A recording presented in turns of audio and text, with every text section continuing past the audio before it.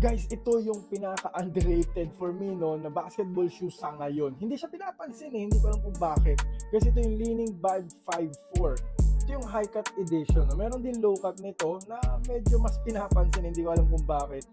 Pero guys, for me ito yung dapat mas pansinin talaga. Yung uppers nito, nylon mesh, no, na may mga infusing, cool shell technology na guys, so hindi magpapawis yung paa ninyo kahit papasmado yan.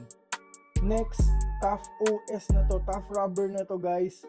No, ito yung technology ng Li-Ning na pang outdoor basketball po talaga. Ang lalaki ng grooves, ang kakapal, halatang pang matagalan talaga to, pambakbakan ito guys, for sure.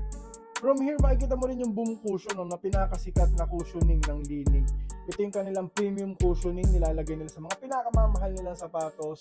No, nandito na siya guys. Kung boom cushion sa ilalim tapos naka-mesh travel board ka pa katulad niya, no, napakalambot na talaga ng pakiramdam nito guys. No? Ang sarap ng step-in comfort nito, well padded pa, no? And napakalupit ng TPU. Ang laki ng TPU plate, oh. Umaabot hanggang dito sa heel counter. So yung support talaga nito top notch. No? Can't wait na ma-review ko na to, ma-full review ko to, magamit ko to outdoor courts. Pero so far, so good. Panalong panalo to. Lalo na mga gusto ng high cut, mga bigs dyan, mga 5-4-3 na posisyon, bagay na bagay ito sa inyo. Kung gusto nyo ito matry guys, kasi on sale siya, napakamura lang, hindi ko malaman kung bakit hindi pinapansin. Ilalagay ko yung link dyan, itry nyo na, i-click nyo na, now na.